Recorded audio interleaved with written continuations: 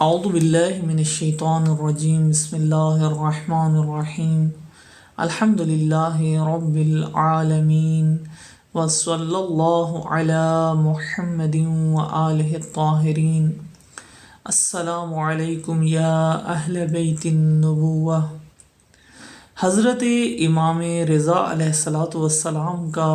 عصر امامت تقریباً 20 سال پر مشتمل ہے، جس زمانے کے اندر پہلے 15 سال تقریباً ہارون الرشید کا زمانہ ہے اور آخر کے 5 سال تقریباً مامون الرشید کا دور خلافت ہے۔ یہ بنو عباس کے حکمران، خصوصاً یہ مامون الرشید جو بہت ہی چالاک اور مکار حکمران تھا، یہ اس عصر کے اندر امام علیہ السلام کو بہت سی مشکلات کا سامنا کرنا پڑا۔ بنو عباس کے اندر مکار ترین حکمران یہی مامون الرشید تھا۔ مامون الرشید نے ظاہری طور پہ یہ ظاہر کرنے کی کوشش کی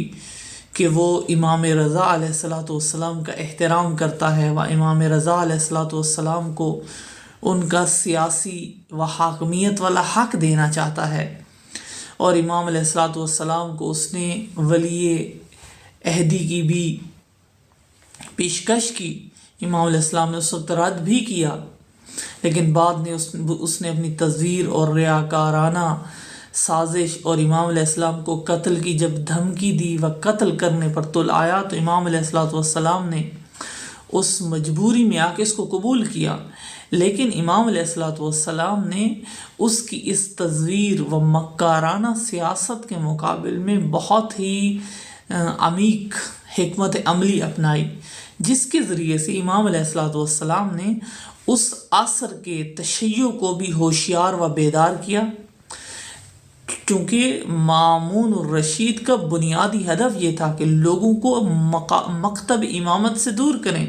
لوگوں کو امام علیہ السلام سے دور کریں، اور یہ دکھائیں کہ ان کے امام بھی حکومت و سیاست میں اس قدر دلچسپی لیتے ہیں کہ اگر انہیں مقام و منصب عطا کر دیا جائے، کوئی بھی ظالم بادشاہ انہیں مقام و منصب عطا کرے تو اسے قبول کر لیتے ہیں۔ امام علیہ السلام نے اس منصب جو اس نے عطا کے، امام علیہ السلام نے اسے قبول نہیں کیا، اور جب قبول نہیں کیا، قتل کی دھمکی دی، تو امام علیہ السلام نے شرط رکھی کہ میں اس شرط پر قبول کروں گا کہ میں اس کے انتظامی معاملات میں کوئی دلچسپی نہیں لوں گا۔ اور اس عرصے میں جب امام علیہ السلام کو یہ 5 سالہ دور جس میں امام علیہ السلام کو ظاہری ولی عہد کے طور پہ معرفی کیا گیا، تو امام علیہ السلام نے ایک کام یہی کیا کہ اس وقت کے شیعہ کو بیدار کرنے کی کوشش کی، اور ایسے اقدامات کیے جس کے ذریعے سے آپ علیہ السلام نے یہ اظہار کیا کہ آپ علیہ السلام مامون الرشید کی اس حکومت سے راضی نہیں ہیں۔ اور ایسے دور کے اندر کہ جب ظاہری طور پہ جو حاکمیت ہو وہ آپ کے ظاہری طور پہ حمایت کرتی ہو، لیکن حقیقت میں آپ کے مکتب کو نقصان پہنچانا چاہتی ہو، اس دور میں لوگوں کی ہوشیاری اور بیداری بہت ضروری ہوتی ہے، چونکہ جب مکار حکمران آتے ہیں، مکار و طاقتور حکمران آتے ہیں، تو یہی پالیسی اپناتے ہیں تاکہ اس کے ذریعے سے عام لوگوں کو دھوکہ دیا جا سکے، اور مامون الرشید یہی کام کرنا چاہتا تھا، لیکن امام علیہ السلام نے اپنے حکمت عملی سے اسے مجبور کیا کہ وہ امام علیہ السلام سے اپنی ناراضگی کا اظہار کرے، اور امام علیہ السلام کو حتیٰ شہید کرے۔ شہادت امام علیہ السلام کی اس بات کی دلیل ہے کہ یہ مکار و ہوشیار، اپنے آپ کو سمجھنے والا حکمران آخر میں ناکام ہو گیا، اپنی حکمت عملی میں مکتب امامت کے مقابلے میں ناکام ہو گیا۔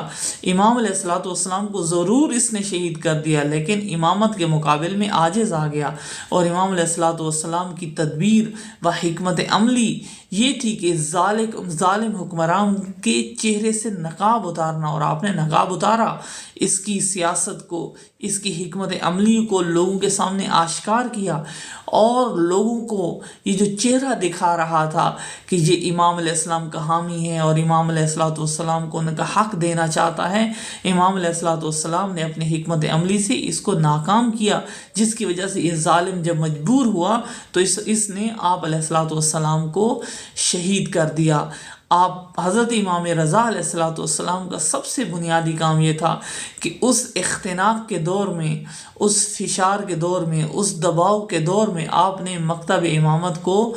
بچایا، مکتب امامت کو اس نہضت کے طور پہ جاری رکھا، لوگوں کے اندر آگاہی و شعور اور اپنے شاگرد تربیت کیے جنہوں نے آگے آئندہ مکتب امامت کو محفوظ رکھا اور مکتب امامت کو آگے والی نسلوں میں محفوظ طریقے سے منتقل کیا۔ وصلی اللہ علی محمد وآلہ الطاہرین۔